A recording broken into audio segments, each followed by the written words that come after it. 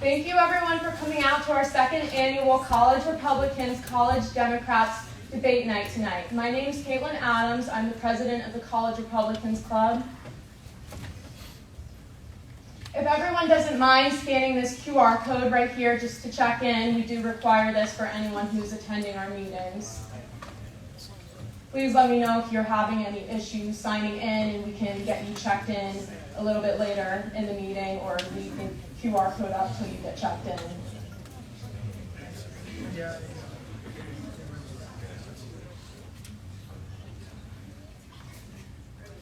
And just so everyone knows, you don't have to be a student to sign in.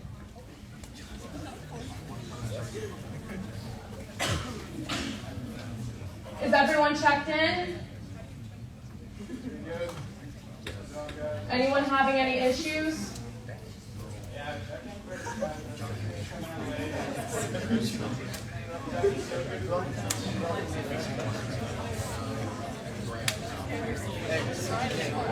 I got some good news. Remember the course I was telling you about in South Carolina? I got accepted. If everyone will please stand and join me in saying the Pledge of Allegiance.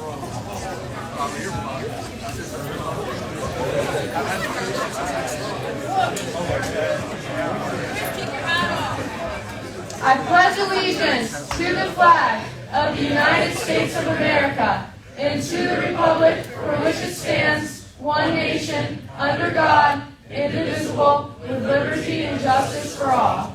You may be seated.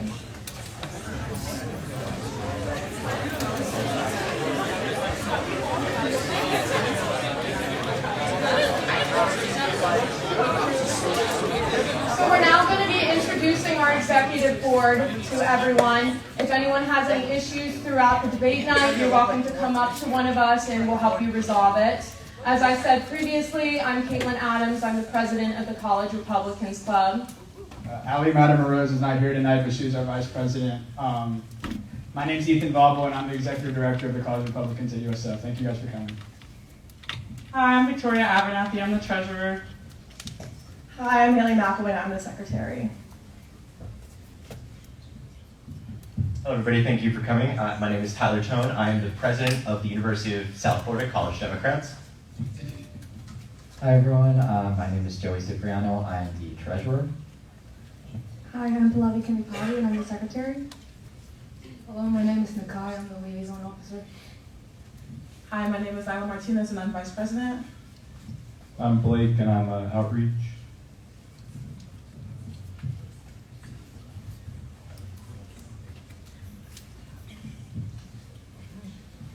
So now we're going to be going over some of our debate rules for the night, but before we go over these rules, I'm just going to have everyone whose chairs are faced towards the back of the room to just get up and move your chair around to face towards our PowerPoint right now. Also, if you're a Republican, this is the Republican side, if that's where you lean. Democrat side over there for the debate. And if you're not, like, any political party affiliation, sit wherever you want, or sit, just have a good time. So that generally, and switch your chairs.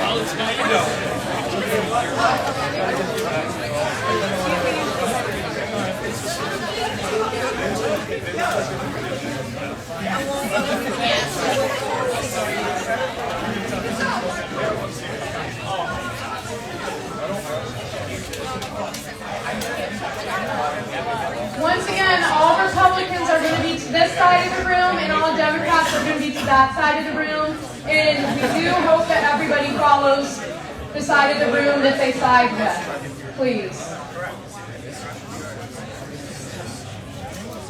So now we're going to be going over some of our debate rules. Our first rule of the night is don't cut people off when talking. Wait to be called on to speak. The role of the executive boards for both clubs is to moderate discussion, not debate each other. Each person speaking will have 2 minutes to speak. This will be strictly enforced, and throughout the debate night, we're really going to be switching off from Republican to Democrat. That's how it's going to work. Then it's going to switch back to Republicans, then to Democrats. And then if you are disrespectful and are asked repeatedly to respect others when they speak, you will be asked to leave. All of these different rules we're going to be strictly enforcing, so just make sure that you follow them. So our first debate topic of the night is conflict in the Middle East. Where do your sympathies align and why?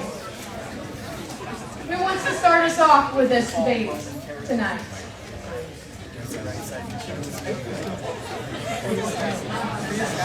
Please raise your hand like if you're ready to speak. Go ahead.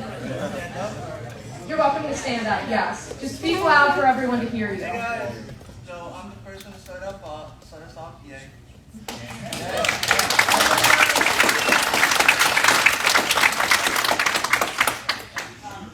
Okay, so basically my sympathies align with Palestine. I'm not to say I'm an anti-Semite. I strictly am not an anti-Semite. Oh no, I'm not pro-Hamas. I hope everyone hears that.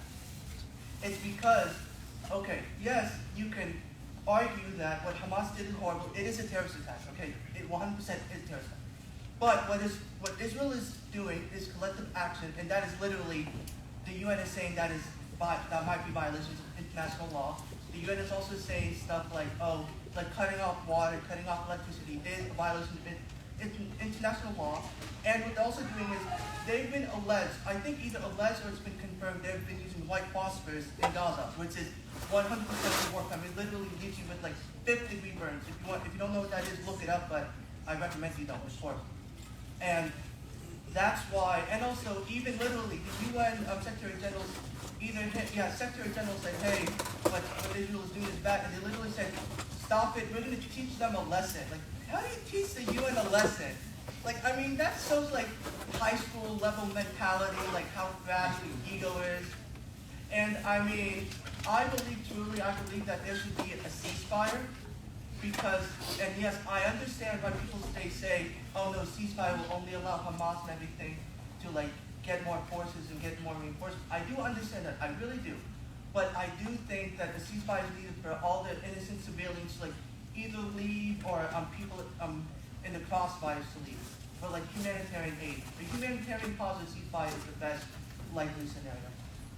Thank you. Now we're going to have somebody from this side of the room debate. Darian. So the bottom line is that the humanitarian cost of this conflict for civilians in Gaza and Israel is galling. But the problem is that Hamas has a strategy of using civilians as human shields. They store rockets under mosques, they have command centers under mosques, they are shooting at Israeli civilians from schools in Gaza. So the solution to that is to evacuate as many Gazan civilians as possible and then bomb Gaza to target Hamas and the terrorists who have built tunnels under Gaza where they're safe, but they make sure that the civilians they use as human shields are not. As far as that strategy goes, Israel is attempting to evacuate civilians. They have paths opened up. There was one opened up either today or yesterday for 4 hours, lined with Israeli tanks to protect Gazan civilians, Palestinian civilians, from their own government that seeks to attack them for leaving. Because the second civilians are out of Gaza, Hamas no longer can use them as human shields. So, talking about water being cut off in Gaza, which it has been turned back on. That was a strategy to get Gazan civilians to evacuate. But then you also look at neighboring Arab countries and countries like Egypt. They have a giant concrete wall to not allow these civilians in. So it's not Israel's sole responsibility to take care of civilians, and even insofar as that, they're doing all that they can. They're sending these people leaflets, text messages, to make sure they're getting out. The only people who don't want them out, the only people who want them dead are their own government. All right, Sophia. It's so you're fine. So my response to that is that there have been documented instances where Israel has dropped leaflets and saying that people should evacuate south and then bombed these routes. They have bombed the crossing from Gaza into Egypt. They have bombed civilian cars attempting to flee south. And these are documented instances. They have bombed the entrances of hospitals. They have bombed refugee camps. There is nowhere that is safe in Gaza right now. I will also say that people who live in Gaza should not have to leave Gaza. Gaza is their home. Most of them are refugees anyway, from being forced off of their homes originally many, many decades prior. And so to say that the solution should be for them all to leave Gaza is just creating more displacement, is just telling these people who have already been forced off of their homelands to leave again, which is just not right. And this whole situation, in my view, has been essentially caused by Israel, because this has been something that's been going on for, again, many, many decades. And the conditions that spawned all of this violence, that spawned Hamas, were caused by these decades upon decades of occupation, of oppression, of persecution, of, honestly, I would say apartheid. And in my view, the only solution is to address those concerns and to address what has been done to the Palestinian people. And obviously that reconciliation is going to be difficult and harder now. But I don't think that telling people of Gaza to leave is a solution to any of this. Thank you. Anybody want to counter that right here? Third row? So a couple of things. I think both sides are actually going to be mad at me over this one. So first off, it's not Israel's fault. It's actually Britain's fault.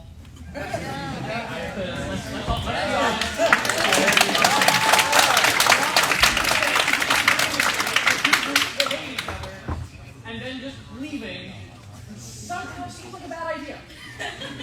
So, not Israel's fault. Israel's cause in the current conflict is just. They are defending themselves against a terrorist attack. Israel has every right to use military force to enter Gaza and to eliminate Hamas as a credible threat to Israeli security. That being said, Israel is not doing anywhere close to what it needs to be doing in order to protect civilians. In case in point, even the United States, which catches flack from the Arab world for being too pro-Israel, is begging the Israelis to stop dropping unguided bombs. Now, it is very legitimate use for unguided munitions, yes, absolutely. But that legitimate use is if you're using it in an open country where you're essentially targeting just troop concentrations. If you're dropping unguided munitions against very specific targets in a heavily built up and populated area, you are not conforming to the obligation of proportionality. You are not waging a just war. In order for war to be just, it has to satisfy two criteria. One, the cause you're fighting for has to be just. Is Israel's cause just? Yes. Is their conduct of the war just? No, absolutely not. Thank you. All right, see right there in the back. No, yeah. Yes. So I think we brought up some really good points, especially in regards to the fact that there's lack of regard to the safety of civilian lives. I think both that and statements made by both the Israeli Prime Minister right now and several leading figures in the IDF show different intentions in regards to the treatment of the situation in Gaza than just like an effort to protect themselves. If you see the statements that these politicians and members of the IDF are making towards the Palestinian, towards Palestinian culture, towards Palestinian civilians, many of them are stating directly Islamophobic, racist intentions that honestly make it seem more like this is a case of genocide rather than a desire to protect themselves. And that could explain why there is such a lack of regard for civilian safety. The Netanyahu himself has been caught several times saying disgusting things about Palestinian citizens and his culture, and it really shows terrible intention that you can't even give Israel the benefit of the doubt in terms of the right to protect themselves in the situation because of the things that they're saying. That makes sense. But I do like that you brought that up, and there's a severe lack of regard. war crimes against other countries as well. This isn't directed towards Palestine only. And in fact, they're actually occupying part of Syria right now. They committed war crimes against the United States government, but the United States just forgave them for it. So if you're interested in learning more about that, I would suggest looking it up and seeing that this is not a one-time issue. This has been a consistent issue, and the world has not put them in a state where they have to like take accountability for it. That's why these things need to change. Yeah. Thank you. Anybody from the Republican side would counter? Go ahead, Darren. I would just say a couple of things. There was reference made to a bomb dropped outside of a Gazan hospital and then a Gazan civilian evacuation route being bombed. Those are both done by Hamas. They fire rockets, and because they fire from such densely populated civilian areas and they're not the most technologically sophisticated, they often do end up killing their own civilians just because of their lack of military capability, I guess. But I would also say that the idea that Israelis are enacting too much destruction on Gaza as far as the types of bombs they're using. Obviously, civilian casualties are horrific, and this is why Israel is attempting to evacuate these civilians. But the problem is that Hamas has built tunnels under Gaza. They have tunnels under these civilian areas, and the only way to reach these terrorists, to make sure they can never murder Israeli civilians again, is to level the city. And that's really the only option they have. And I think that talking about a history of Palestinian oppression is a reason that we cannot defend the current Israeli retaliation. I want to talk about a history of oppression. The Jewish people is the most consistently targeted and hated group of people in world history. And they are dealing with a Palestinian people who, again, this does not justify Palestinian civilian deaths. Many of these people are anti-Semitic, so cultural differences are justified. You see the types of content these children are being shown in schools. It's depicting Jews in the most racist, anti-Semitic, disgusting fashion, saying they're the dregs of the earth. So in addition to military conflict, there is a severe cultural difference. And I'm not here to defend everything any Israeli military officials ever said. I'm sure people have said racist things that are wrong. Every country has those types of people. But to act like Israelis and to broadly have very warm, fuzzy feelings for Palestinian civilians, while simultaneously respecting their right to life and minimizing civilian casualties, you have to recognize there is a severe prejudice there on the part of many Palestinians and Hamas against Israel for the crime of being Jewish. All right, thank you, Darian. So we are going to move on to our next question now. Thank you, everyone, for talking and making your voices heard. For our next topic, we're going to do how are DeSantis' education policies affecting students, parents, and teachers. And does anyone want to start us off on this side? Anyone want to start us off? Again, you can take this as a general jumping off point to the DeSantis agenda. Jonathan. Hi, y'all. I'll go ahead and start this topic off. Now, I would, of course, like to preface this and say that I'm not a professor myself, but I'm actually helping the college Democrats put a student government resolution right now that is highlighting the effect that these policies are having on teachers and professors, especially, again, at professors at the collegiate level. The United Faculty of Florida, biggest professor union in Florida, they're supported by the Graduate Assistants Union to tens of thousands of professors. They have conducted surveys, several of them, and they have found that well over 7% of faculty in Florida consider our political climate around education to be either bad or very bad. Almost half of them are considering leaving the state of Florida. Almost none of them would consider recommending Florida to a peer in another state, or even someone considering who's currently about to become a professor to start in Florida. They're sending them elsewhere. There is a lot of discussion over whether or not we have a liberal bias in higher education, and that sort of like reporting is because these professors are too liberal. You can think that, sure, but at the end of the day, if the only people who are capable of being college professors don't want to teach in your state, you won't have college professors, and that is a major problem. There's a problem at USF. We've seen our own faculty senate has rallied against these things terribly. Last semester, we organized a lot of stuff against HB 999. Dozens of student orgs, thousands of students supported our efforts with that. So it is affecting these professors severely. Many of them don't want to stay in Florida. Many of them won't come here. And I really think if we continue down this pipeline, this pathway that we're on right now, we're going to see a major decline in the quality of our college level education. All right, who wants to challenge his argument? Or say something new? Right in the second row. Hi, my name's Celia. I'm from University of Tampa College Republicans. I have very mixed views with DeSantis as far as education policies, so both sides will probably appreciate.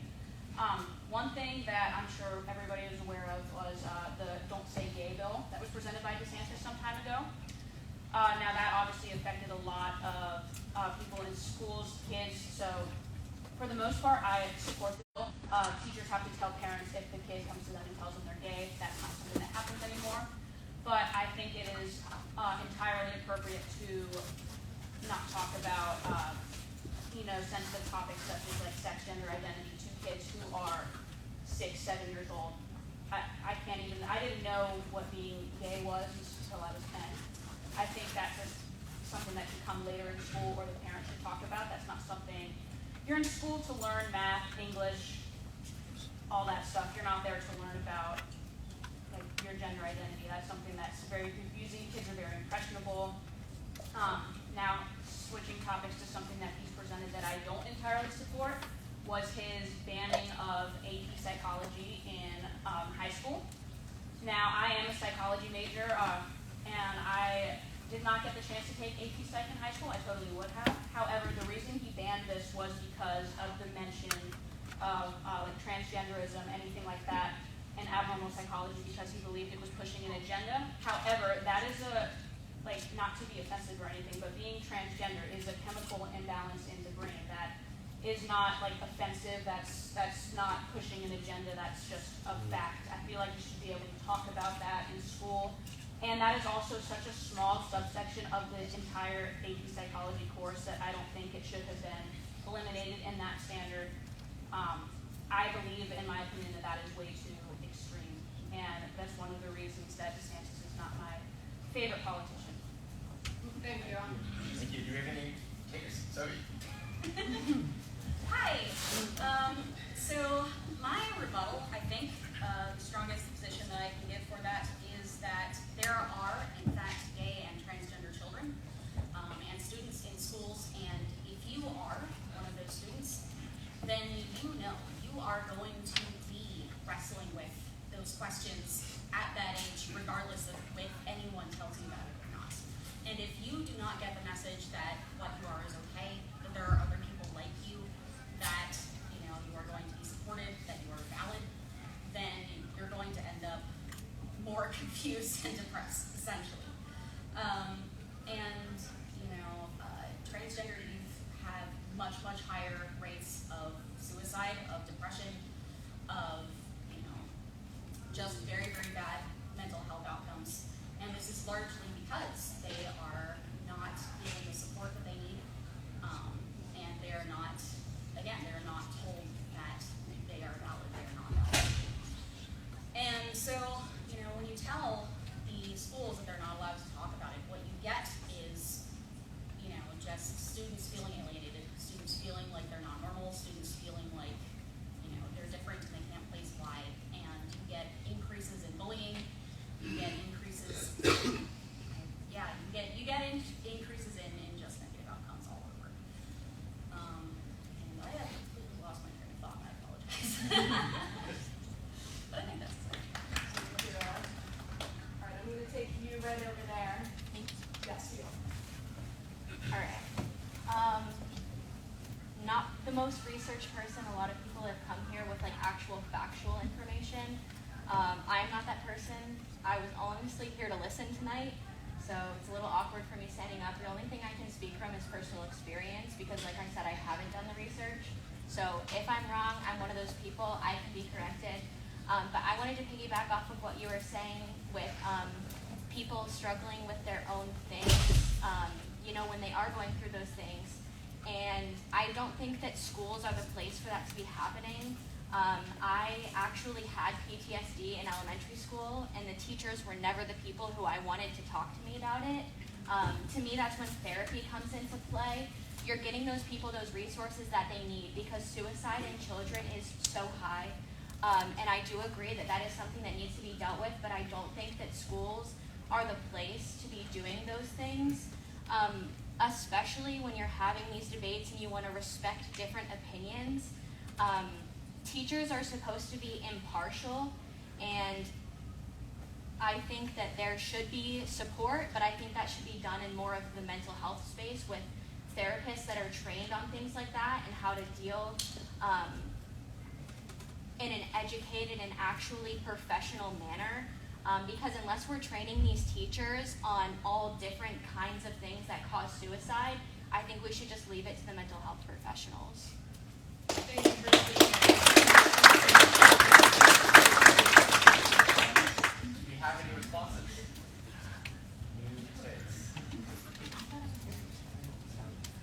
We're going to take another person from the... Okay, go ahead. I guess just a very brief statement, because I know I've talked a lot, is that many students do not have support parents, and many students do not have access to the mental health resources and cannot get them. And so that's the problem. I do agree that ideally, if students need mental health support from proper therapists, they would be able to get that, but that's often not the case, and that's often because the parents are not supportive. And so what other option do they have, essentially? And so we need to foster supportive environments everywhere as much as we can. I do think it's also quite important, honestly, for students who are not part of the LGBTQ community to learn about it and to learn, to be accepting of people. Because again, if that doesn't happen, then we get bigotry, we get bullying. I think it's important for people to, if school is about learning, right? And I think learning about other people, learning about people who are different from yourself, learning about just broadly, other cultures, other ways of being, is very, very important. And I think that that's something that we should be defending in our schools. We're going to take one more from this side, the guy in the green shirt in the third row. So I'm not really a big fan of DeSantis' policies. Actually, I only give him credit for one good policy here. So I'm going to change it a little bit away from more of the social issues and more into the role of the state in public education, or in education as a whole. So the only thing that I think he did that was remotely positive in the state was the expansion of vouchers to all students. So now if you can go to a private school or any other school and you can take the money that your parents or whoever's paying the property taxes are, and you can take that money and go to a school that you choose, which is very empowering to the students in Florida and to the parents. So you can get more tailored outcomes for your need. That being said, he has had a gross entrenchment of the government into educational affairs, which is not exactly a positive thing, but that stems back to the government controlling education. Whoever's in power gets to set the entire tone for your education system. So if you're a Democrat and you don't like how Republicans handle education, well, it's going to be the same way around. If you're a Republican, you're probably not going to like the way Democrats have education system. It's a failure of having conflicting ideas trying to enforce their way down into the younger generations. So the best method is to reduce that impact and to allow the parents to have more choice and say in how their kids are brought up. Question now. Should universities and states ban TikTok?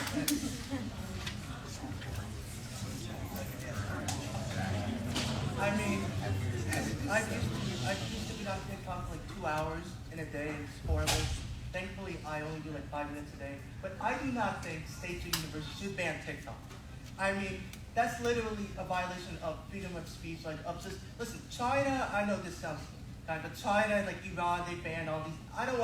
I feel like kind of like sleazy knowing that my government is banning these apps, I mean, do whatever you want to do on TikTok. I mean, I don't care if they get my data, like Facebook gets my data, CIA, whatever.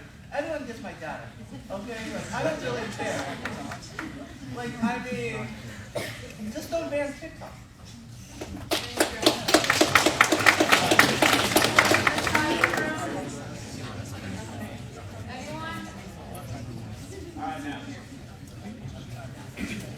So the issue with with TikTok isn't the actual app itself. It's not people using it, right? The reason why you ban it is because people are on their phones during class. The reason why you're banning it is because it's opening up vulnerabilities within the actual internet system for the university. Because the university uses a somewhat closed-in environment, and when you're able to hop from computer within that environment, it's just a big intellectual property issue, because they're able to go in and see a lot of research that the U.S. spends a lot of money on.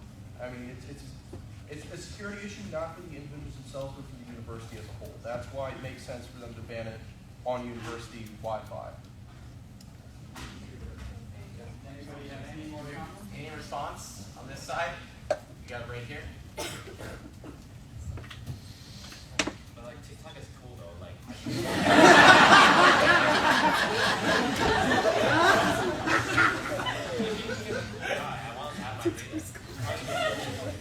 Like I'll be scrolling and giving you my data, I'll be feeling good. Like that's all I gotta say.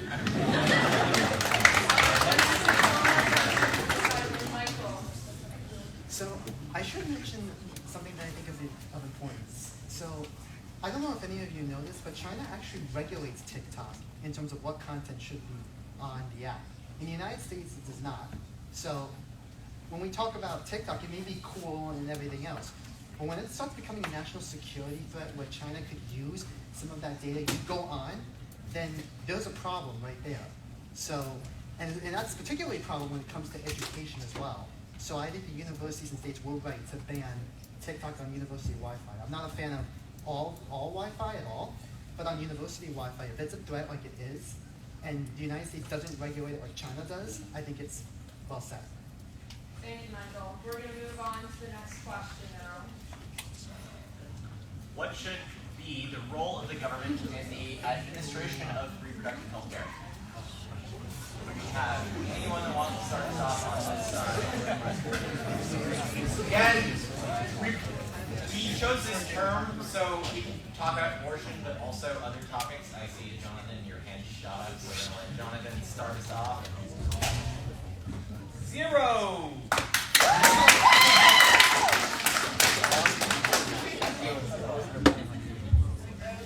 All right, if nobody from the side actually wants to give an argument to start off first.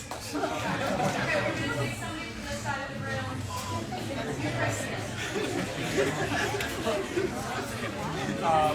I'm just stating my personal opinion on the question, right? Yes. Yeah, okay.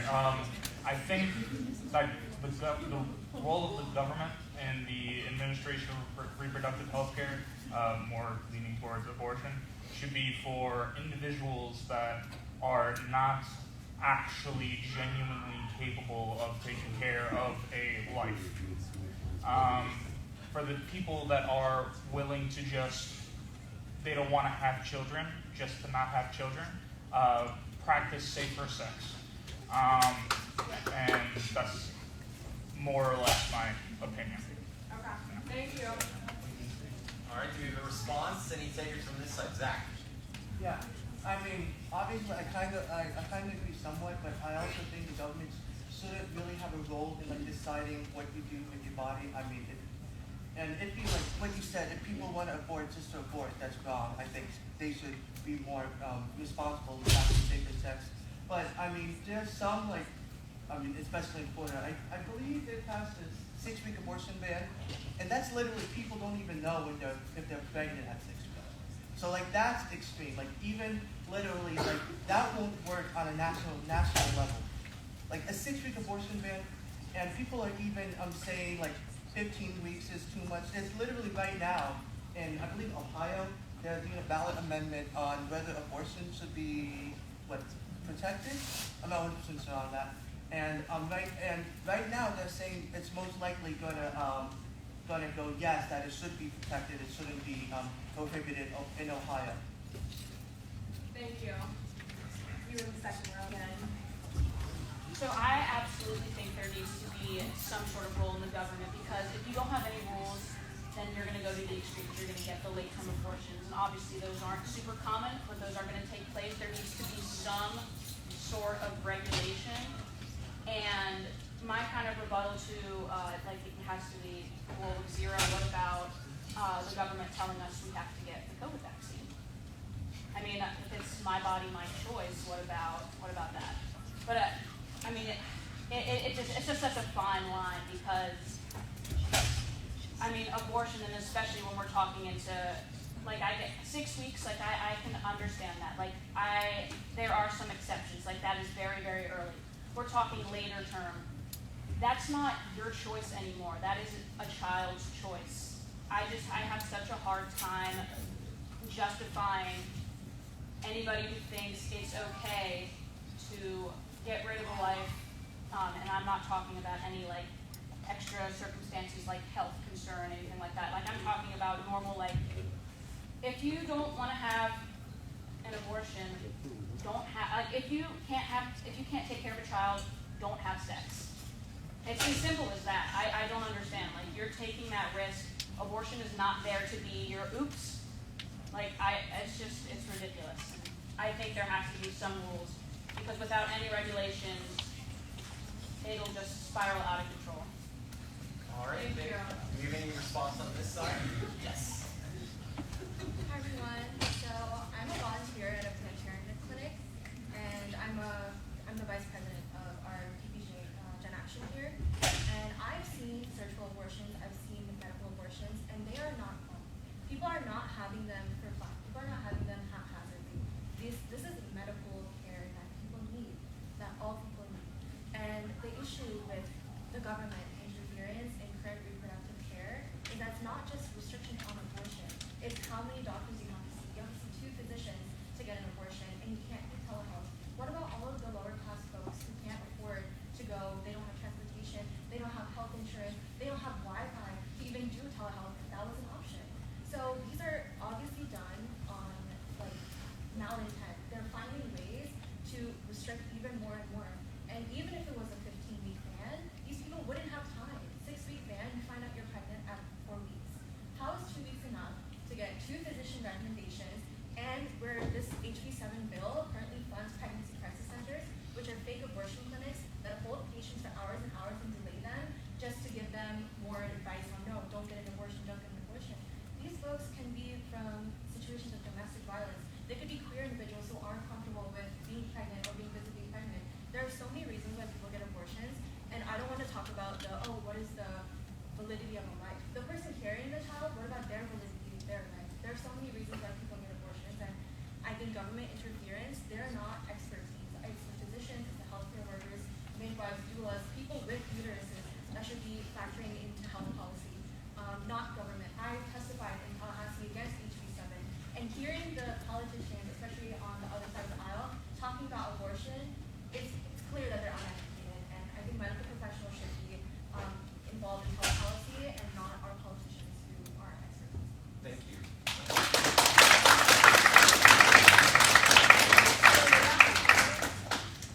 Hi everyone. I think this is a very sensitive issue because, I think it boils down to the role of education in this. I have a very hard time developing a view on the terms of sex-related crimes and rape because that is a very sensitive situation. Right now I'm talking about consensual heterosexual sex. Back to what she said, I don't know your name, but when you consent to heterosexual sex, the outcome of that for as long as humans have existed is a child. So if you are consenting to pregnancy, you need to understand that a risk factor in that, regardless of birth control, which can be defective sometimes, condoms, whatever, the result of that can be a child. And we need to have this understanding of the society of, why is it socially acceptable to be having multiple sexual partners and broken homes? This is the entire problem with society, is that we're having children with people who can't financially support a child, okay, with people who are losers, and you wonder why, it's all that.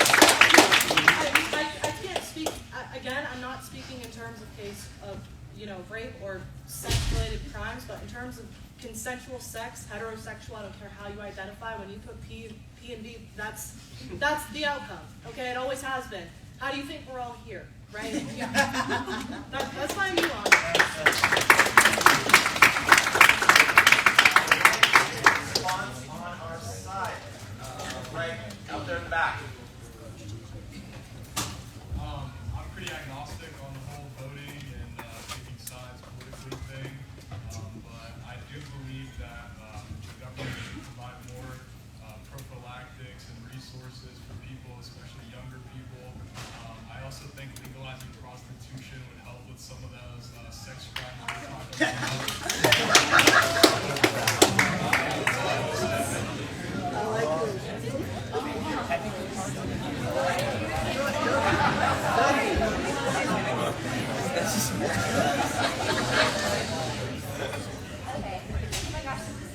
Okay, so going back to the whole my body, my choice. At the end of the day, when something's inside of you, it's not your body. Like, it's your body, but you also have another body. So you have to consider the fact that it's not just your body that you're thinking about, it's another body inside of you. And I know I'm gonna get hate for this, but like, if you're killing another body inside of you, in my opinion, is murder. So with that being said, I know that people want to argue about like the foster care system and the adoption process and everything like that. But then we should be working towards advancing our foster care system and improving the adoption process. The one thing that we should turn to automatically is abortion. Like that shouldn't be the end all be all. We should implement different regulations or systems before we jump to conclusions about killing a child. Thank you. We're going to move on now to the next question. Thank you everyone for speaking your opinion. Do you think that the right to bear arms is guaranteed in the Constitution is a necessary safeguard against government tyranny? Anybody on this side first? We're going to go with that. I think so, but I think people should just have a mental health evaluation because after what was going on even on Saturday, you need that. You need to check their mental health. But I do agree, you should bear arms, you have all the right to do so. But please get a mental health evaluation, please. After what happened on Eva on Saturday, people just are not thinking straight. That's it. Thank you. All right. Any takers? Any response on this side? All right. Zach. Yeah, I do understand that point of view, and I do think that having guns is a good thing. I mean, I know how to use a gun. My dad owns a gun. My uncle owns. My whole family owns. So, I do think it is very good, but I also do think that there should be we should regulate it like you do with cars, with a license, with a permit, with you have again mental evaluation. I do not believe a gun ban is a good thing, and I know I'm going to get a lot of people on this. I do not think an assault weapons ban is a good thing because bans ultimately lead to a black market. That's why I'm against a ban on drugs, a ban on abortion, a ban on a ban on guns too. But I do look at all the other countries. They have regulations, and they are very safe. And I just think it's very common sense to have regulations on these things. Like look at a car. A car is similar. I'm not saying it's similar to a gun, but a car you can use it to drive someone, but you can also use it to kill someone. Same thing with a gun. You can use it to protect yourself. You can also use it to kill someone. So I would think that there should be regulations on that to make sure that you're of the safe mind that you can operate. Thank you. Thank you. You're right over there in the green, yeah. Alrighty, I'm just gonna start off by saying there's a lot of regulation on guns, mostly to the ATF. You need a concealed carry license to carry a pistol. You need to be 21 to own any sort of gun now, or maybe it's 18 for shotguns and rifles still. I'm not so sure. I'm not the best expert on the subject. However, there's a lot of regulations. I definitely think we should add some sort of mental health evaluation because, as he said, Ybor happened. It was horrible. It wasn't a subject of mental health. It was a subject of gang violence. And that leads into the black market argument as well, because how could these perpetrators get guns? Sorry, I got off track. But point is, there's a lot of regulations. We need a mental health check because psychotic people are getting guns, and that is a huge problem. However, if a psychotic person has a gun and everyone else around them has a gun, I think we would be a lot safer.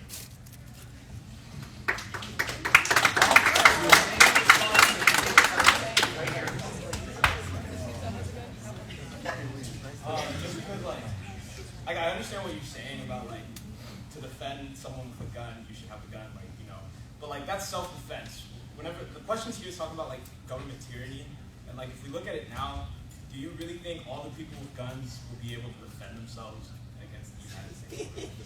Like, be realistic. The United States government, like, it's just not possible. And I just feel like an argument can be made that, yes, we should have guns to defend our home if someone intrudes. That's an argument that can be made. But then with also, like, assault weapons, like, I feel like assault weapons are, like, you should not be, your aim shouldn't be killing someone, your aim should be defending yourself. I just feel like assault weapons don't.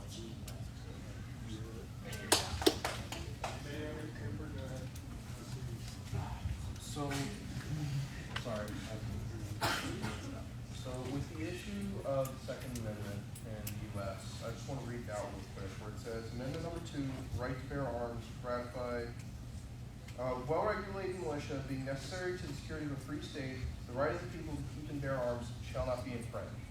Right? So when you're saying things like health, mental health check, and all that stuff, the way I come at this is, if you have to trust your other citizen to at least a certain degree.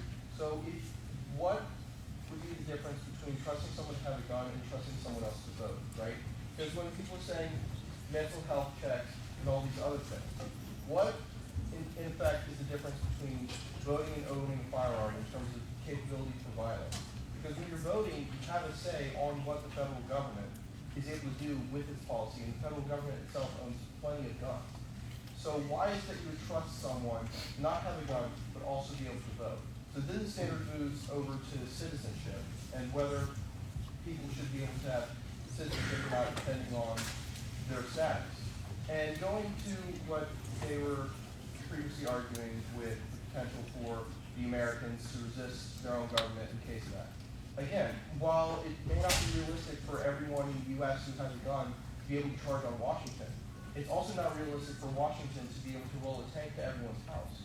The reason why the right to bear arms is so effectual as a counter against tyranny is because a government cannot send a soldier or a tank to every single person's house. And because of that, there are going to be areas outside of the government's control. And whenever you have your own ability to bear arms, you're able to control that area away from the government and deny access to certain areas. A great example of this is Afghanistan, where large portions of the countryside were effectively denied to the Afghani government and the U.S. military because it was too expensive to be able to occupy every square inch. And they would be able to defend themselves effectively enough through ambush tactics and guerrilla warfare with the arms that they had. I don't understand why that would be taken away for fellow Americans. Thank you. All right. All right, we're going to move on to the next question. All right, next topic. Do you think the Electoral College is a good form of determining fairly represented outcomes in presidential elections? All right, we have anyone to start us off on this side. All right, Jonathan. I think absolutely not. Now listen, we have a very diverse country. We have a lot of very rural areas that are extremely important to our functioning, and I do think it is appropriate that we have a Senate that gives them disproportionate power to ensure that they are not looked over, their populations are not looked over, and dominated by the urban areas, especially on the coast. I think that is more than enough to cover the inherent bias of urban areas when it comes to policy like developing economy, this sort of thing. The Electoral College is way too far in that direction. All right, the president should be elected purely on a majority plurality vote. I mean, the plurality vote, you're getting into some weird territory there, but purely on just a franchise. Everyone should have an equal right to elect their chief executive. And when you have an Electoral College, you are pretty much saying that no, we don't have that right. Our vote here is not the same strength as someone in a state like North Dakota, who their Electoral College vote is just the math is bad. So I think the purpose it's supposed to serve is served enough by the Senate. already having 2 per state no matter what.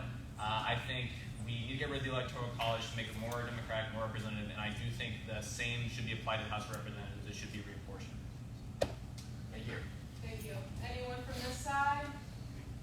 No one?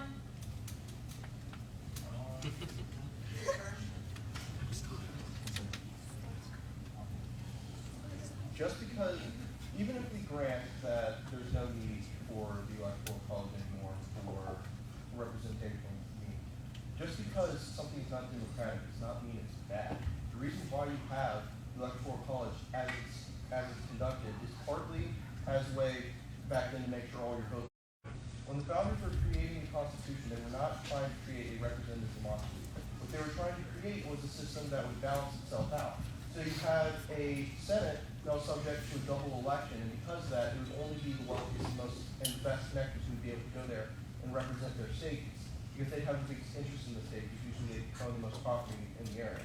Then you had your House, which was your direct democratic representation, with people voting directly for their representatives, who then go up to Washington and be able to counter or push forward whatever the senators were doing, which is why the Senate is called the upper house. And then you had your president, which serves kind of as a hybrid of both. And that's why your election is a hybrid of both, where it takes elements of the full-fledged one vote is one not one vote, one representative, I think you understand what I'm saying, and other elements of where you have states being favored over another. And I just reject the idea that more democracy is necessarily more better, especially because that would disrupt the already precarious balance of power that exists in the federal government. Thank you. All right, any response on this side? Any takers? I would take one more over here. I think you had one, so let's do it. I was just going to say I think the Electoral College is a good idea because what its purpose is that it ensures that the president is a representative of the majority of states, not the majority of people.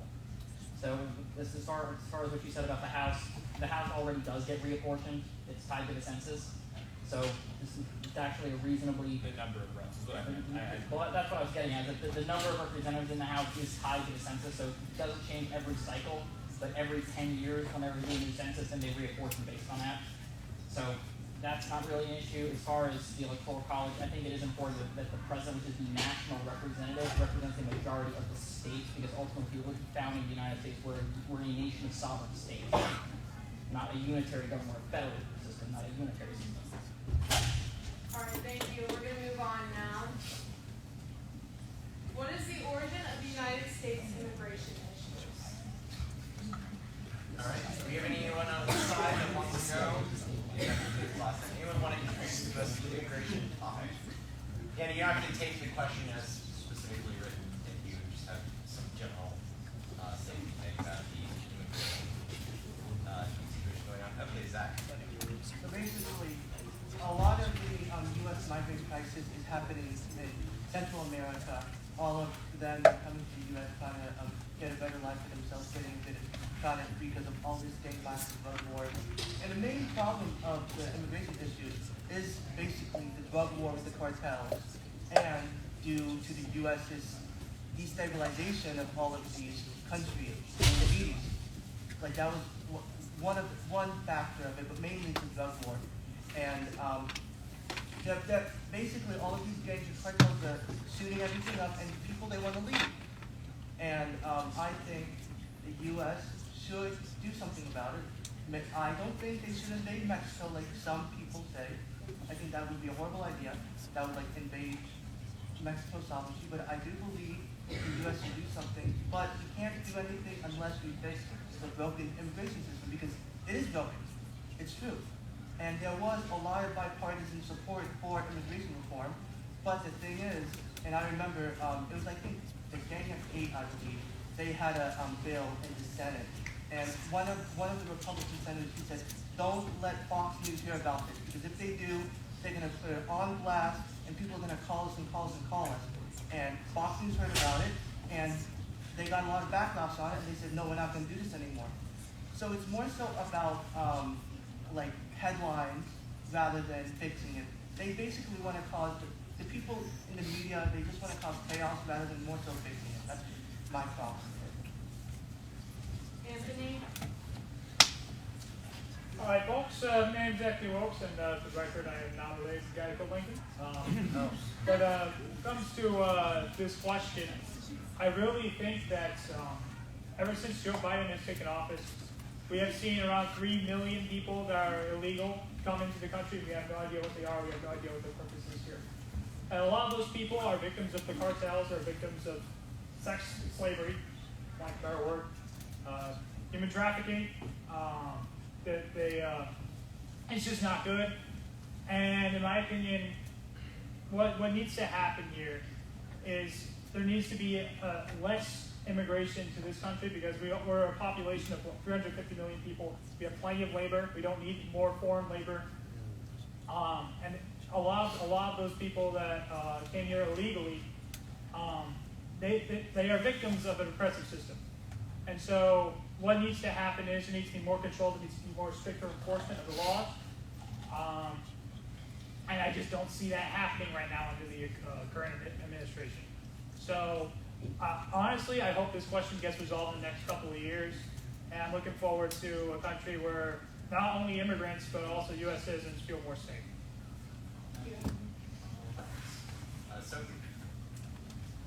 Yeah, so I think this is a really complicated issue, and I think that there are a lot of actually pieces of the sort of origin of these problems. One thing that I will respond directly to that is that there have actually been some recent laws passed, and I am not an expert on what exactly has happened, but I do know that there have been complaints and people saying, employers in this state, saying that ever since some more recent crackdowns on their ability to employ undocumented immigrants, they cannot find people to fill those positions that were filled by those people before. And so I think when people say, oh, they're coming here to take our jobs or whatever, that's not necessarily the case. There are a lot of jobs that are filled by undocumented immigrants that if those people were not working those jobs, there would not be other people taking place. Many of these people, are really, really important for keeping our country going. And so I would say that that's largely a myth. Personally, I think that a big part of the sort of issue is that our immigration process is really, really broken. There are people who have been waiting on lists for years, trying to get into this country through the legal process. And, as we've mentioned, there are people who are fleeing here for their lives. And, when you come up to the border and you're put on a list for years, they don't have these. They do not have the option of waiting in their home countries for years because they are fleeing, danger. And so that's why you get people coming here across the border and circumventing that process because the process has not served them. You also get, a lot of the people who are living here undocumentedly have been here for decades upon decades, and they've become, really important parts of their communities. And so, policies that target them and say, please get out of here or whatever are really detrimental to not only the undocumented immigrants, but also to the communities that they've formed part of. And so, personally, I think that there needs to be much better pathways to citizenship for those people. I think that the legal immigration process needs to be streamlined significantly more. I do not think the problem is that there are too many people trying to get into this country. I think the problem is that it's really hard to get into this country, and I think it needs to be made easier, not harder. Thank you. All right, we're going to take one last question from Julia. Hi, I kind of want to put a stance on this. I'm an immigrant. I moved here from Canada 10 years ago. I'm a citizen here now, so the other side of the border. I feel like I have an opinion on this because I firsthand saw my parents struggle through the immigration process. It took us about just shy of the 10 years to get my dual citizenship, so I'm really grateful for that. But I do agree, the system is more complicated than it should have been. COVID pushed back, we were supposed to get it, pushed it back a whole bunch of time. But I do think it's fair to acknowledge that it's not fair for those of us who paid our dues into the country to let everyone in, just a free ticket into a really great country. Just because you feel like you're entitled to it, you're not. You should have to go the legal way. I think drugs play the whole drug crisis plays a huge role in this, and I think that there needs to be some kind of improvement to legally coming into this country, because it really is a shame. It's a great country. I think there's room for everyone, but when it comes down to it, people need to come here fairly. The processes to make that fair should be reformed, but it has to be fair. And I don't think it's fair to just let people walk in and,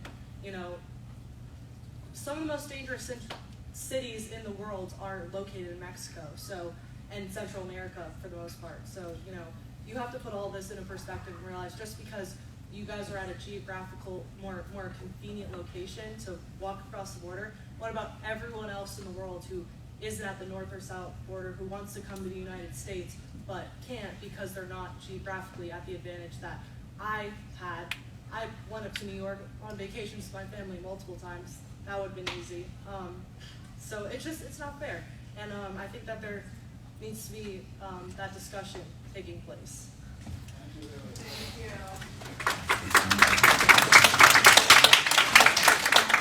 Right now we're going to move on to our last and final question of the night. So we're going to go back to the gun question just for a few minutes.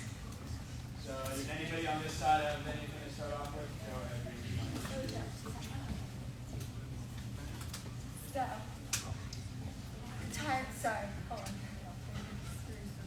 Alright, so if you look at cases from the past, multiple, ever since 19, 20 different countries, every single country that has had that's banned firearms and took all the firearms away from all the individual people, ended up years later being massive genocide by the government because they now don't have any way to defend themselves. I'm a hunter and I have my conceal and carry, full auto license, everything.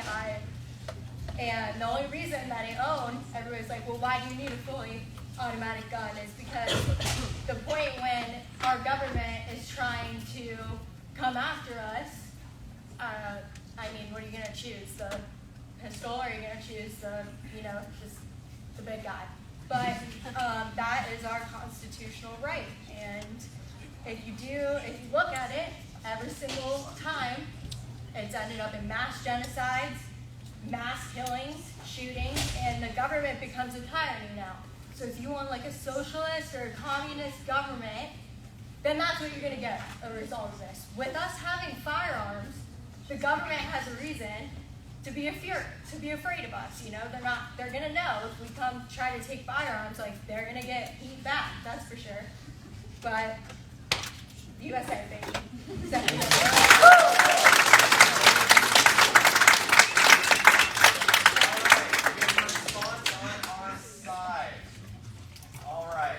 Jonathan. All right. So yeah, I do think the right to bear arms is guaranteed in the Constitution. It does say that, literally explicitly. It was read first earlier, and I appreciate that. Another right is guaranteed in the Constitution: the right to vote. What do you have to do to vote in this country? Anyone.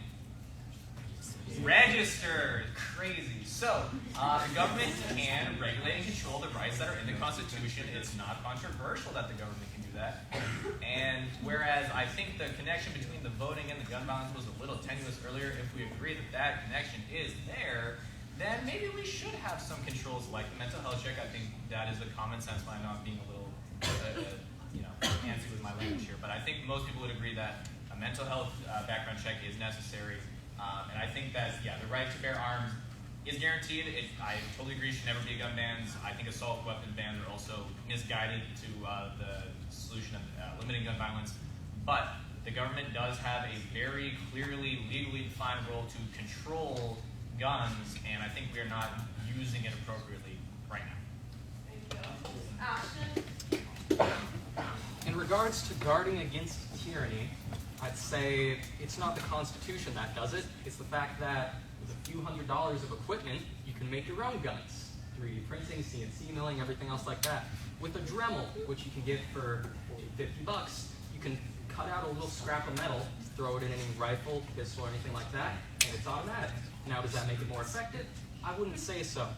In regards to the Constitution guaranteeing it, it's either led us to the government that we have now, or it has been powerless to stop it. Either way, it's kind of not fit to exist to protect our rights. So in that regard, I'd say it is the power that we have as individuals to act in our own self-interest, to create the armaments that we so desire, that really protects our rights and guards against tyranny. And armaments doesn't just refer to guns, I'd say it refers to bombs too. I think those are much better at taking out tyrants.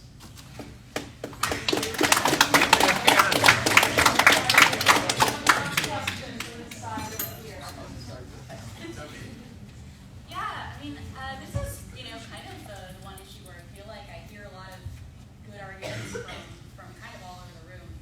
And I do have to sort of break with some of my own party here because I don't trust the government as far as I can throw them. I do not trust the police to protect people.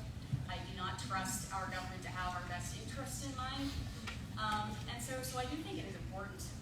And one thing that I think sometimes gets overlooked is any kind of legislation, right? Any kind of regulation, any kind of bans on anything enforced by the government is going to end up being disproportionately enforced on minorities, on people who are already oppressed and already need more of the ability to defend themselves, on people who are already targeted more. And so personally, I think that a large part of the sort of solution to this, because we do have a gun violence problem in this country, we do have a problem with mass shootings, is I do think that some regulation is necessary. I do think that we should have a registry. I do think that people should have background checks. But I think more than that, I think we should have mandatory training. I think if people want to get a gun, then they should need to be taught how to use one. They should need to be taught how to store one, because a lot of these problems are from improperly stored guns. Kids who want to do a school shooting are grabbing guns out of their parents' whatever that are not stored properly. We need to track the guns. We need the guns to be stored safely. We need them to be trackable. We need them to be we need people to know how to use them and how to store them safely. And I think so I definitely support sort of mandatory training on all of that as well, which I think is something that should be talked about more personally. And then if this is anyone's first time tonight at the College Republicans or College Democrats Club, and you're looking to get more involved into either or of our clubs, please scan one of our link trees. This is the College Democrats link tree right here. This is the College Republicans link tree. This will give you more access to our GroupMe or our Instagram social medias where we'll be posting announcements of when we have our meetings, special events, and it also will give you access to our Voice Connect to become an official member of either the College Republicans or the College Democrats Club. Oh yeah, it's our new GroupMe. In case you guys remember, it's the old GroupMe. Yeah, our link tree we don't actually have access to, but if you use the link tree, we're gonna have the new GroupMe in the old GroupMe. We'll have a link going up tonight, so yeah, no problem. Sorry. I apologize. I have a prayer app. And then let me know when everyone scans that that's looking to become more involved. And then we're going to have one last thing tonight. And then after we cover that, we're going to have a group photo together. For the CR, if you guys want to find any of our events in the future, we're posting that to Instagram. We went trash shooting a few weeks ago. We're going to give it again next semester. So we have a bunch of cool social events. So November 18th, we're going to a lightning game for Student Rush. If you're a college Republican or a college Democrat, you guys want to come out too. We're going to go watch hockey. You guys don't want to watch hockey. This is something fun that we can do at the end of the semester. You guys don't know about Student Rush, look it up. Guys, it's on like 10 a.m. in the morning. You log into the website. Basically, $13 for USF student, something like that. It's standing room, but it's in time. So if you guys want to know more about that, you can log on Instagram, keep an eye on the GroupMe. We'll get more information out to you guys. If you guys need something, if you guys need rides or anything, I'm sure we can figure out right together. There's a lot of you here, so I hope you guys have cars. Alright, thank you everyone for coming. Sorry. We also have our tailgate that we're going to be doing. This is going to be sort of an informal tailgate.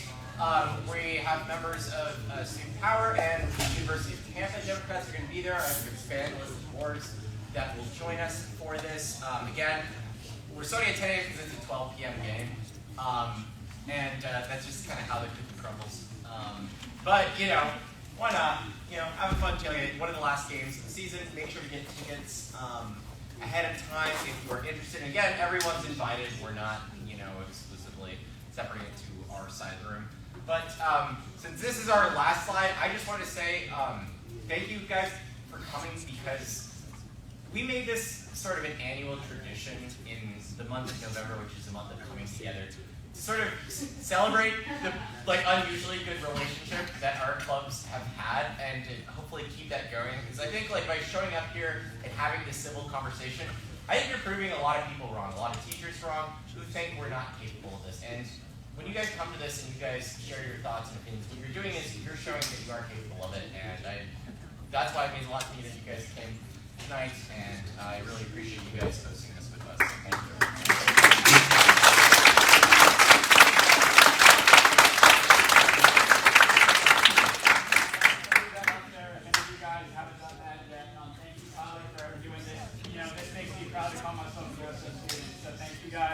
For being politically active. Thank you guys for coming out and representing what you believe on our campus. So thank you and have a good night, guys. If you guys want to talk or anything, feel free.